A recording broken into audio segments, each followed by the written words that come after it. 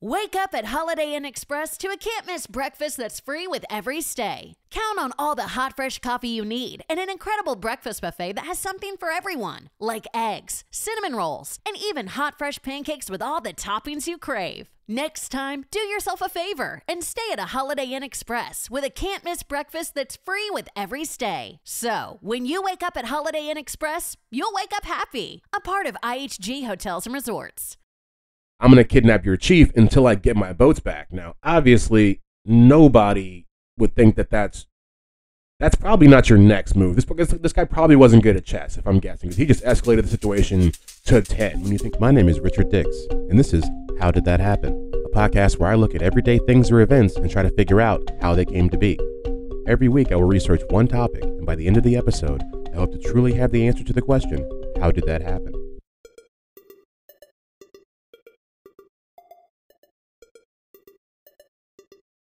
All right, and welcome back to another episode of How Did That Happen? HDTH. This week we are talking about Hawaii, and boy, do we learn a lot. We learn that America is not so good all the time. But before we get to that, as always, we got a little bit of housekeeping to get to. 7 days a week, you can find out how things happen over at hdthappen.com. You'll always find episode transcripts, pictures and videos, maybe even a good old works cited for every episode that's done there. There's a blog out there as well. If you follow it at all, you've seen that I've opened up a little bit more about my life because I'm just trying to find a way to get through these tough times that are living. I wrote about why I just can't let go. I finally opened up about the fact that I've ended a long-term relationship about a year ago and have been kind of figuring out how to make my way through that. And so that you can head over there. I write about not even my life, just about everything really is what I'm trying to make the blog about. So don't think you're just going to go over there and find a whole bunch of emotional stuff, but definitely that is there. I've written on the Takeoff's murder, the Uvalde shooting, loneliness, suicide, all just try to cover every little crevice of society. But yeah, a little more housekeeping here. We have, let's see, what am I watching? I've just got into this show called Snack vs. Chef on Netflix. It is actually pretty cool. I don't usually like cooking shows, like at all, really, just because I feel like they've been so overdone. I used to like them. Like as a kid, I loved them, but they just became kind of too much recently. But this one is really cool because it's all snack based. So it's not, it's not just anything. Like they actually, like the first episode, you have to make Cheetos. Like you have to make flaming hot Cheetos. So like the goal is, the first thing is try to recreate flaming hot Cheetos as best as you can. Like, these are people, imagine, I never even knew how you make Cheetos. Now they got me want to make my own Cheetos. And they use kind of this this polenta, this corn polenta, which is like kind of a cornmeal sort of thing. They kind of pound that out. There's a whole different thing, but they make Cheetos and then they have to make their own snack that has the same kind of Cheeto elements. So it has to have like some kind of like really kind of interesting flavor. It has to crunch, and it had to stick to your fingers because that was another big part of making the flaming hot Cheetos. You need to have the same kind of residue you have on your fingers as the normal Cheetos, and so they do that. And it's just really interesting to kind of watch these, really talented people. Because I never thought about making homemade Cheetos before, but it really caught my eye. Another thing that I'm watching right now is I've just started a full rewatch of the Fast and the Furious series. I know. I've never seen there's a couple of them that I have never seen, but I've seen most of them. And I was just listening to one of my favorite podcasts, the How Did This Get Made? And they just watched their trailer for the newest one that comes out in May, and I thought, you know what? I'm probably not going to go see it because I'm not that interested in it. But I've always wanted to understand the story better. I've always wanted to understand the story a little bit more, and so now doing it currently as we speak, I am on episode. I'm on the 6th movie. I think. Yes. And so I have a few more to go. My goal is to watch them this entire weekend. It's a 3-day weekend with the President's Day, so I'm trying to get them all knocked out. For what reason, I don't know. It's just giving me something to do, but check that out if you like those. Those are definitely good things to watch. What am I listening to? Whiskey Ginger is something that I've been kind of going back to a little bit more recently. It's a comedy podcast hosted by Andrew Santino. It's a drinking themed podcast, but it's not a drinking podcast, if that makes sense. It's the guy likes to drink, so it's a large focus of what happens, but they're not always drinking on there. It's not like We Might Be Drunk with Norman and Morel, where they drink pretty much every time. They do a little too much improv on this podcast, in my opinion, but it's still worth your time. Definitely the most recent one that I listened to was with Dan Soder. And if anybody's wondering, I mean, I list these podcasts because it is what I'm listening to. But if you wanted to submit a podcast for me to say on here that you think that people should be listening to, I'm down for that as well, because I'm always looking for a different podcast. I'm always looking for recommendations. But as always, if I can plug those podcasts, I can plug my other one, the mini-sode for this actual podcast, Bite Size Bios, BSB, is out right now. The most recent one is on Nigel Houston. And he's a skateboarder, an Olympian, and we kind of talk about what led him to be one of the most decorated skateboarders in the history of the entire sport. He's basically the current modern day Tony Hawk. I know Tony Hawk's still alive, but I think you guys kind of know what I mean. But yeah, check that out. That's episode 20 of BSBs. Those come out every Thursday at 4:30 a.m. We have started a new small piece of content on the Twitter page called the No Context History Photo of the Week. That's been going for about a month and a half. Comes out every Wednesday. I don't have a specific time for it yet. But yeah, you kind of just, we have a new kind of idea where if you can guess the context of the history, if you can guess the context of the photo, then we'll read your Twitter handle aloud on the next Bite Size Bios. So it's worth a look if you want, even if you don't want to guess, you can go check it out on the Twitter page every Wednesday. I find very interesting pictures of things that happen in history that you can't quite figure out when you look at, like what's going on. Who really knows? But that's what interests me. I don't know if it'll be the same for you guys, but as always, like and subscribe wherever you find this at. Give us 5 stars if you can, 2 stars, and if you want to, and then tell us why you didn't want to give us 5 stars. That's fine. Constructive criticism is always welcome. But I think there's not much more to say. Still working on getting some guests on here. I've had some conversations with some people, but just not quite sure how it fits in yet. I do want to do it. I even may try to get on some other people's podcasts and try to do a little cross-pollination. If you've checked out the website, it is updated. I finally got to it. I put a couple hours of work into it. So if that is a piece of stuff that you do go to, then it's back up kind of to where it should be. But yeah, kind of rambling now, so I'm going to go on. Without no further ado, as we're known to do, here is the episode.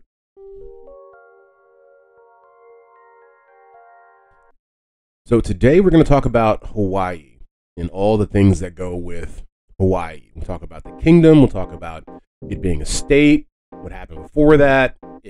We'll find that there are some really interesting things that happen for Hawaii to actually become a state, one of the United States of America. It's not good. It's not good. But we'll hop right in and say that the Hawaii is said to have been named after this person possibly named Hawaiialoa, who was a Polynesian navigator, one of the first Polynesians to ever come across Hawaii.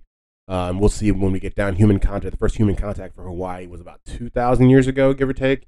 Other possible origins for the name have said to come from Hawaii Key, which is a place which some Polynesian people have said to have like originated, like the actual beginning of the Polynesian people was, I guess, the Hawaii Key, so they want to call it Hawaii, depending on who you believe. But Hawaii is actually about 2,000 miles from the U.S., and it is the only state that's not on North America, because of course Alaska is at the top of North America and still connected. But Hawaii is actually, they say, one of the most remote places on the face of the earth, because it's more than like I said, about 2,000 miles from any actual mainland country. And what we're going to do is I'm going to explain a little bit more about Hawaii, and then we're going to get into the actual human history of Hawaii. I feel like it was, for whatever, because usually I would hop right into the history and then kind of get to this stuff, like the geographical or just the actual like general statistics. But I'm trying something different. Why not? So yeah, Hawaii is basically made up of volcanic islands. Basically, the volcanoes, it's still an active, volcanic area. That's the volcanoes are what makes the land. The lava comes out and it cools in the water and creates the crust, the earth crust, and that's how you get more islands, basically. But that's what's continually happening on Hawaii even now. And there are 8 main islands that comprise the actual Hawaii that we know of. Look out, guys. I'm going to butcher these names. You got Kauai, you got Niihau, Oahu, Molokai, Lanai, Kaho'olawe, Maui, and Hawaii. So I learned something. We'll just hop right into it. That Hawaii, and that's why they always call it the Big Island. I never knew that. I've heard it in movies. I've heard them say it, like, oh, the Big Island, because I've never been to Hawaii. But the biggest island in Hawaii is actually also called Hawaii. So that's why they call it the Big Island, and it's not, Hawaii is much more than just that one island. So there are 8 main islands. I don't think there's much else to say about the actual geographic part of it. I kind of want to lay the scene, set the scene like that, because I would imagine most people know Hawaii, but I'm an American, so it's one of our states, so I know it. But if I didn't live in America, I probably would not have much information about Hawaii. So I don't want to just speak like everybody already knows. But we'll get into the human history of Hawaii. Like I said, the first people to kind of get there were these Polynesian people that possibly came from the Marquesas Islands. They're not sure.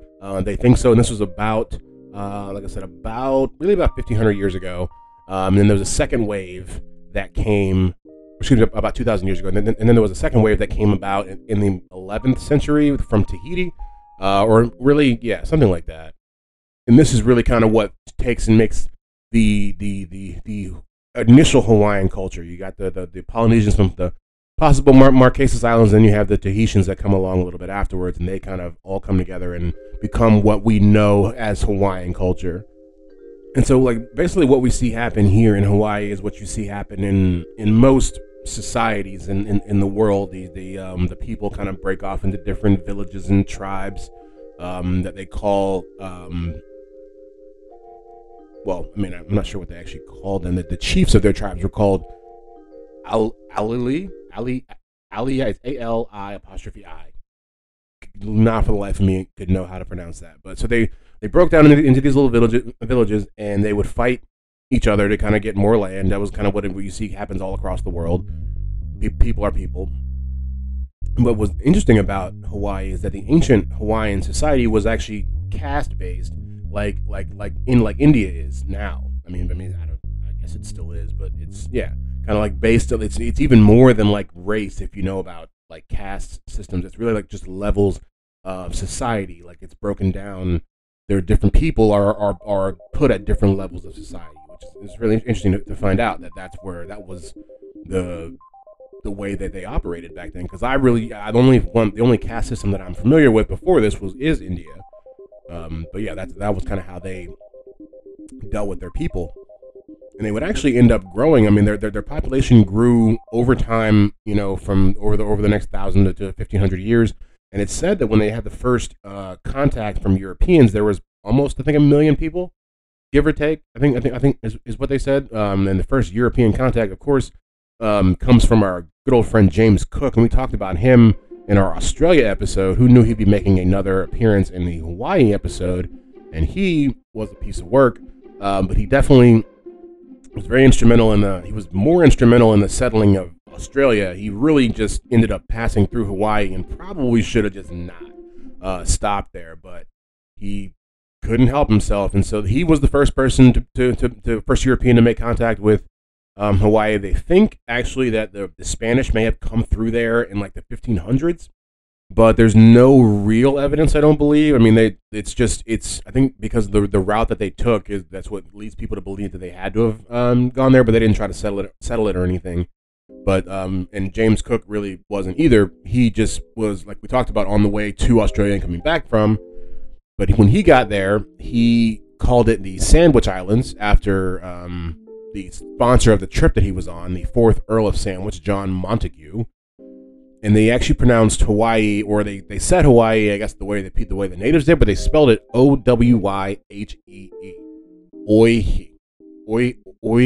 I don't know how you would pronounce that, but that's actually that word, the way it's spelled, is still around in certain places in America as well. There are certain places in the Pacific Northwest that have, there's a Owyhee County, and then there's the Owyhee Mountains that are also in Idaho. And once again, this is pronounced Owyhee, which is their stylized spelling of the word Hawaii, which we'll get to the writing and speaking of the Hawaiians, because it's actually really interesting.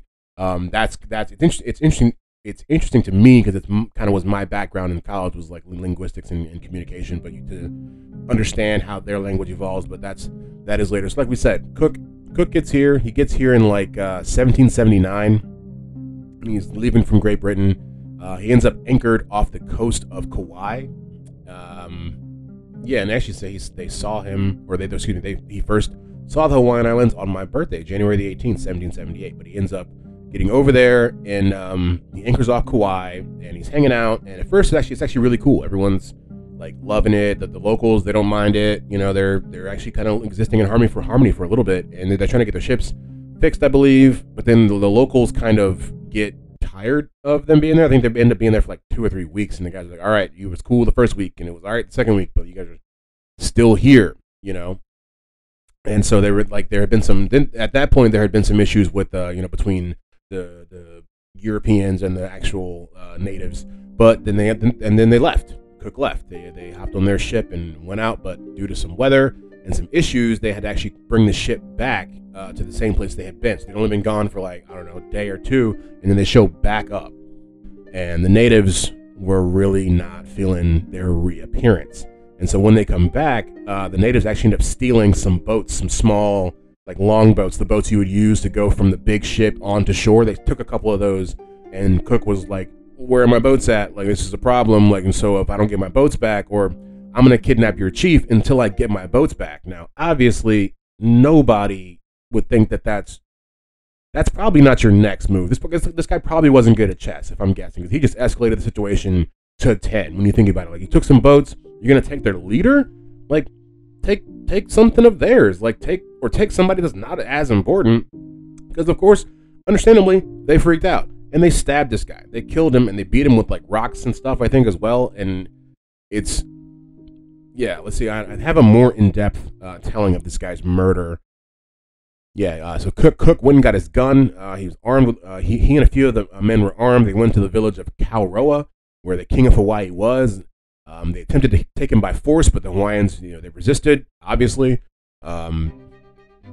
A Hawaiian guy got shot, and then Cook and his men, they went back to shore, but it was there that Cook got beaten, stabbed to death, and there's actually a huge statue, because they just love to put up statues to stuff like this.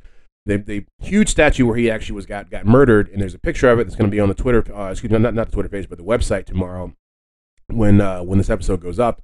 You'll see it, and it's a big, like, obelisk. Basically, it looks like a big Washington monument, just kind of sticking up out of the water. And what's interesting about this is that it's actually owned by the British, but it's in Hawaii. So that's a little known fact. It was let me see, the Hawaiian princess, Miriam Leke.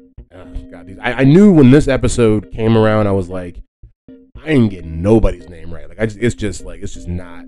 But so she did, the Hawaiian princess Miriam, we'll go with that. Nice name. I like Miriam. She deeded the 5,682 square foot spot to England for $1, so that they could have, their little monument to their guy who got murdered. And I don't know. Like, I don't want to get into, why we should have a statue to that guy. You should have something there. I don't think it'd be a huge, like, he overstayed his welcome, and then, like they said, it really escalated the situation. Like, you think about what you would do in that situation. You're gonna go kidnap the king?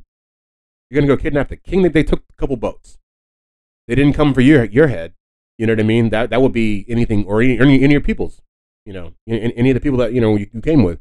So he really probably just should have taken a different course of action. But moving on to the first American contact. So about, let's see, Cook gets murdered in 1779. So about 40 years later, in 1820. There are Protestant missionaries that come to Hawaii from America. And they are bringing the good word of God. And they are led by a man named Hiram Bingham, who was on the board that organized the missionaries. And they came on a boat called Thaddeus. Good old Thaddeus. I didn't play, but the high school football coach at my high school's his first name was Thaddeus. It's a heavy name.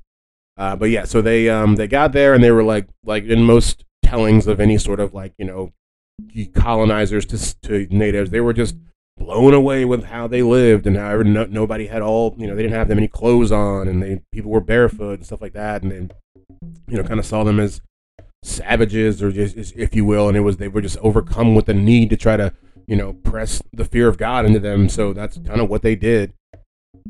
With Miller Mott College's online programs, you can choose when you study. Our online programs give you the flexibility to make education work with your schedule. Earn your degree without derailing your life. Visit us online at miller-mott.edu. That's miller-mott.edu. and they were there. They lived there for a while. Eventually, I mean, initially they were so really truthfully afraid of like them, the people, the native Hawaiians as like savages, that they actually stayed on the one island. They wouldn't actually branch out for at least, like I said, about a year or two. But once they did, they ended up, kind of converting a lot of people.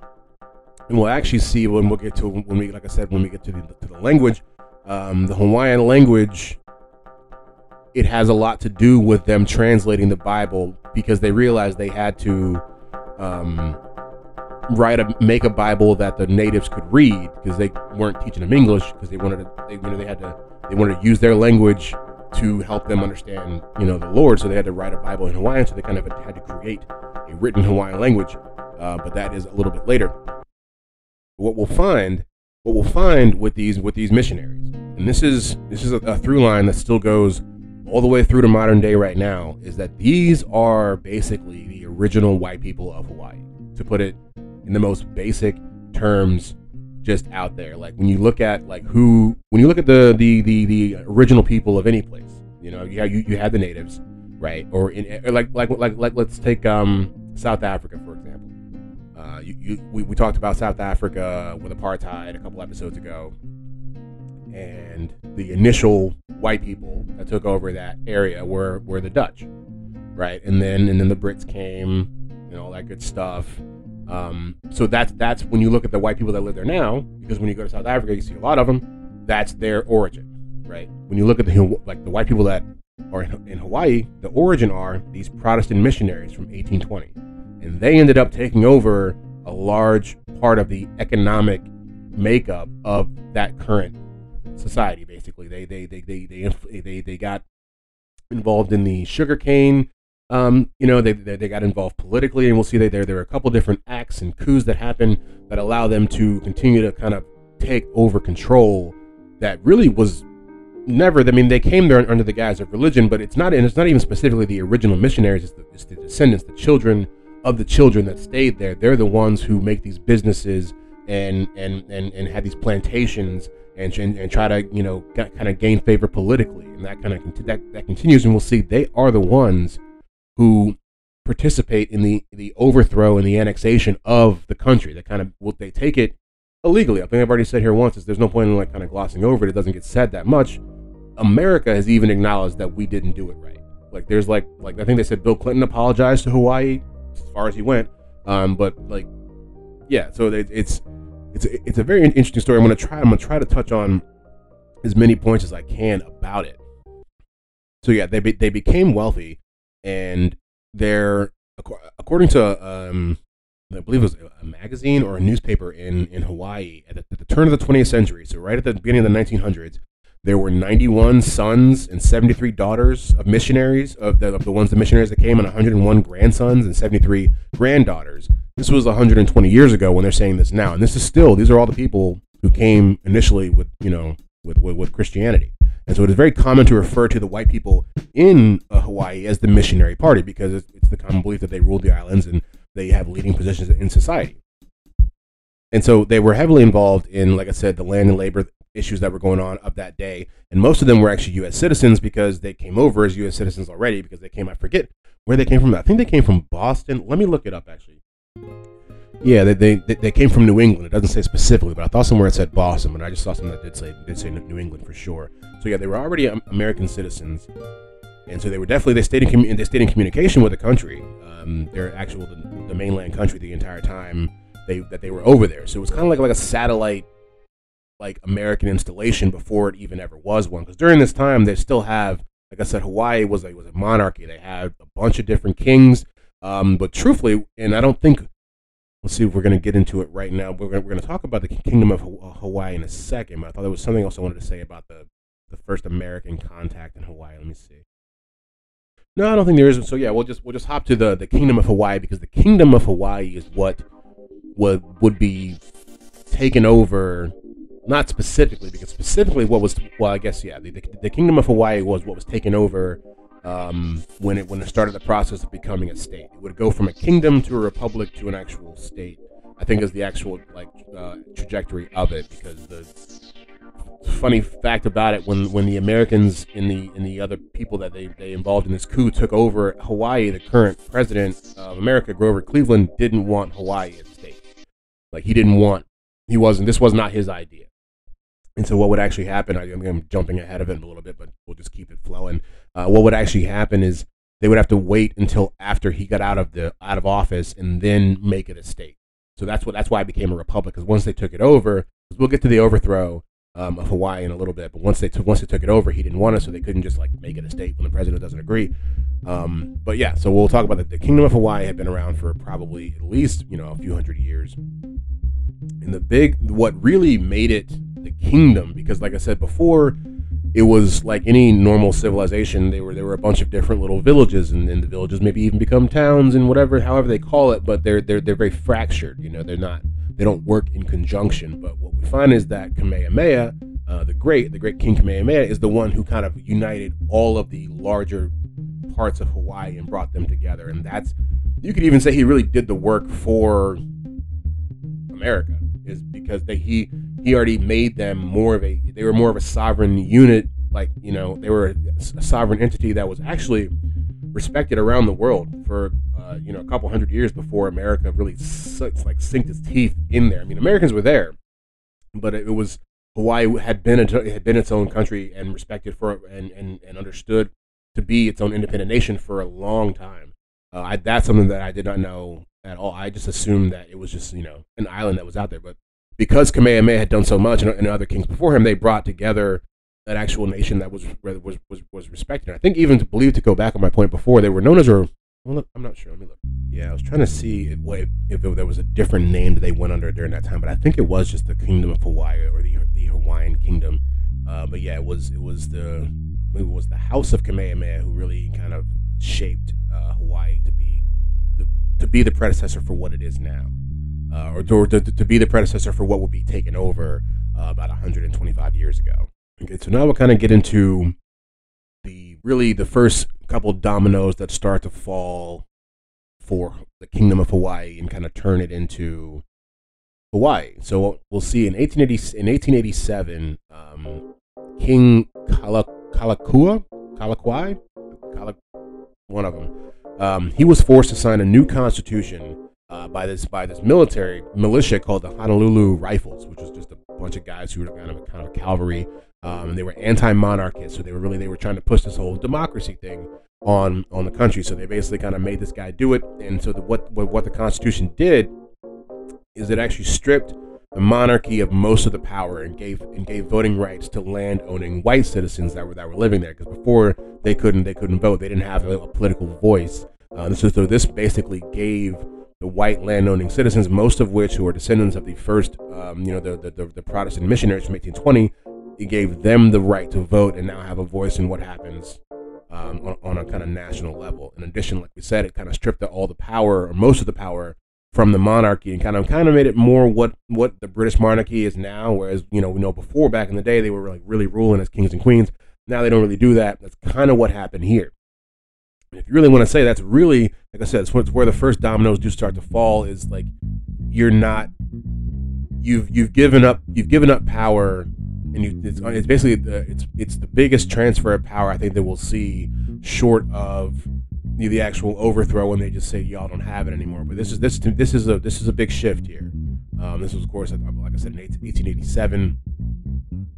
In 1893 is actually when the coup would start. Basically, the Honolulu Rifles and the Committee of Safety, which is some interesting names to kind of put together. Like, remember, the Rifles are the guys who initially made the king sign the new Constitution. The Committee of Safety are people who they've come together. It's non-native people, like mostly the descendants of the missionaries, and then a couple native people who believe in that Hawaii should be a state, and they call themselves the Committee of Safety. They're the ones who kind of go and are basically in control of this takeover of Hawaii. And what we'll see that happen is they read aloud this thing, say that the queen is no longer the queen, and we've taken over this, and we're going to create a provisional government.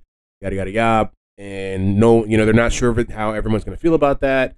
So America actually sends Marines over to kind of just hang out and watch this all happen. They never actually do anything, but because they're there, they kind of do force the hand of the Queen to make her kind of just give up the kingdom. And I have her words here, and I'll read them. This is basically what she said after sitting in, because she was kind of under house arrest after all this happened. She had kind of been taken, from her kingdom and was kind of just, I think they said that in the Lolani house, I believe, the Iolani house, one of the two.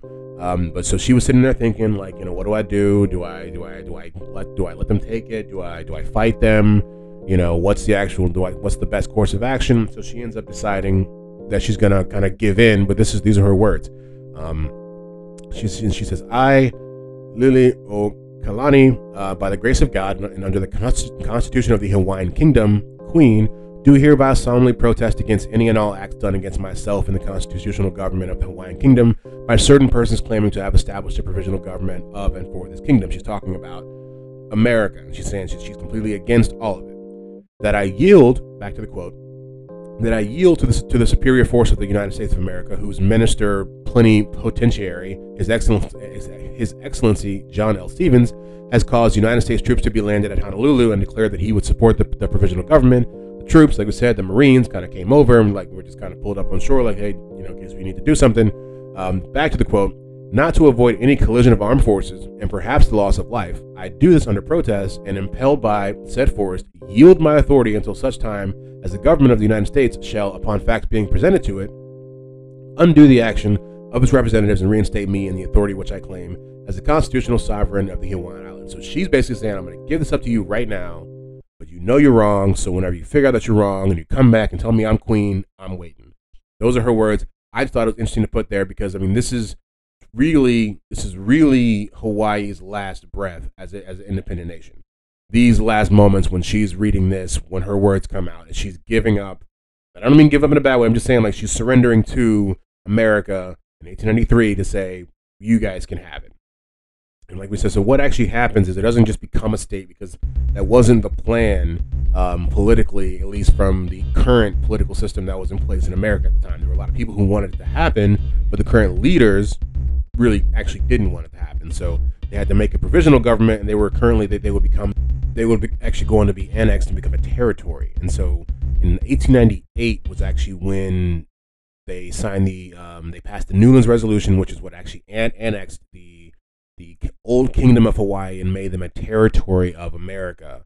And then it was the Organic Act, I believe, in 1900 that permitted Hawaii to have a non-voting delegate in the U.S. House of Representatives. So that's when they first kind of get representation in Congress, is in like 2 years after their annex. And so you would see Hawaii would then go on to continue to be a territory for the next 60 years, and they would become a state by voter referendum.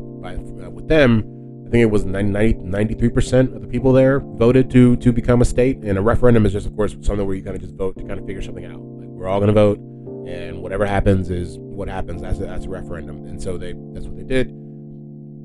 So that was in 1959. And so that is pretty much Hawaii. I wanted to kind of say I had some stuff to mention about the language, but I kind of feel like I already kind of told that earlier. There's not much to mention. I thought it was interesting that the missionaries from New England used the Bible as a way to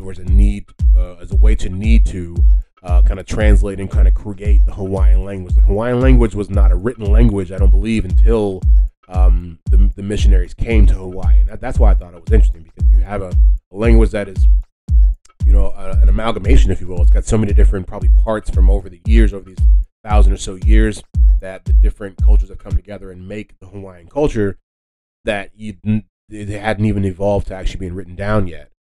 And there's interesting things about Hawaiian, like some other languages, is they have their own pidgin language, which a pidgin is kind of a language within itself. It's spelled Pidgin, and it's like something that kind of happens when you have these languages that kind of come together, but it's not.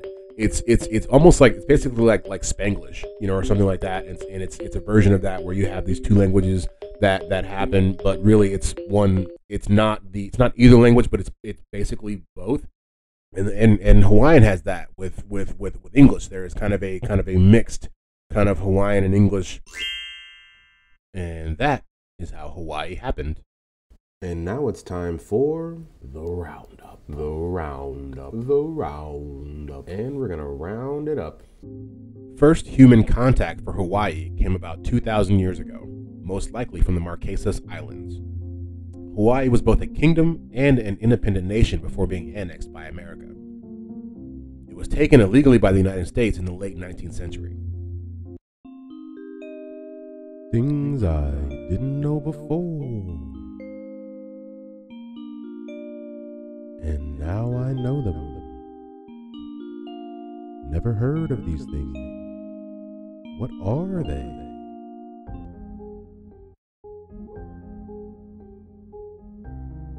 All right. So for the things I didn't know before, I do have a couple things. Hawaii is a interesting kind of just. There's so much going on there, really. So the first thing we'll just hop right into it is you can mail a coconut from there. That's really cool. I mean, I've been to like the Bahamas and stuff. I wonder if they do that stuff there too. But yeah, you can just pick up old coconut, dried coconut, and you can write an address on it and put it in the mail, and they will mail it. That's pretty interesting. They have like designs and stuff. You can buy them at stores and hotels and stuff like that. I think it's pretty cool. Hawaii is the only U.S. state with 2 official languages. That I thought was really cool. We talked about the languages a little bit earlier in the last segment, but Hawaiian is an official language in Hawaii, and English is as well. So it's the only state that has 2 actual official languages. They don't have squirrels and hamsters and stuff like that. And it's illegal to bring them. So if you live in Hawaii, you can't have a hamster, and you just won't see squirrels, which is not that crazy when you think about it. I feel like squirrels are much more common in a temperate sort of deciduous kind of forest thing instead of a tropical environment. Are there tropical squirrels? I guess there are, but not in Hawaii. It sounds like. Like we said a little bit earlier, Hawaii is the most isolated population in the world. It's 2,400 miles from the closest landmass, which is America. So kind of is a little bit fitting that it's one of our states, but not the way we talked about how they came about it. But yeah, so it's so far out that it literally has its own time zone. So they operate on their own time zone. I thought that was really cool because you've heard the different things about you go there and relax, and you're on aloha time and stuff like that. So they really do, like literally there is an aloha time. Like they have Hawaiian Standard Time, and they do not observe daylight savings time. Another interesting thing.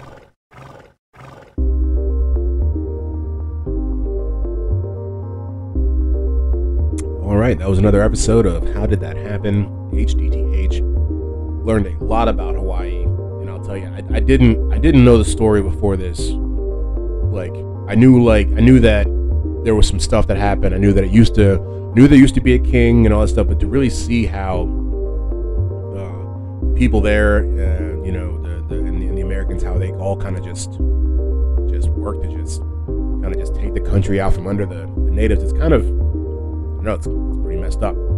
Makes me want to know how Alaska happened. I don't know, maybe we'll just hop into that and find out some more crazy stuff. Maybe it's not such a crazy story. I don't know. But this was definitely eye-opening for me. Good pod. I think so. As always, go over to hdthappen.com for more. Got the works cited over there, the blogs and everything, the Twitter account, anything HDT Happen, you can find us. Instagram, Twitter, any of that good stuff. Give us 5 stars anywhere you listen to this. 2 stars if you don't want to, or 2 stars if you don't want to give us 5 stars. But tell us why you didn't want to give us 5 stars, and that'd be awesome too. But yeah, I think that's about it for this week. See you guys in a couple days with the next BSB.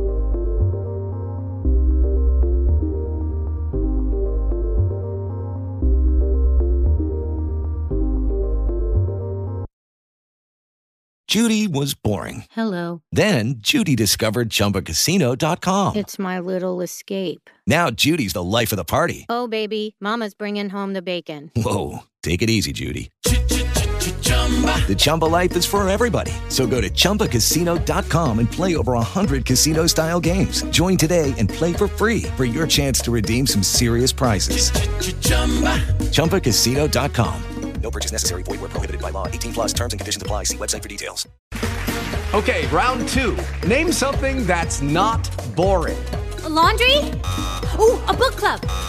Computer solitaire, huh? Ah, sorry, we were looking for Chumba Casino. That's right, ChumbaCasino.com has over 100 casino-style games. Join today and play for free for your chance to redeem some serious prizes. ChumbaCasino.com. No purchase necessary. Void where prohibited by law. 18+ terms and conditions apply. See website for details.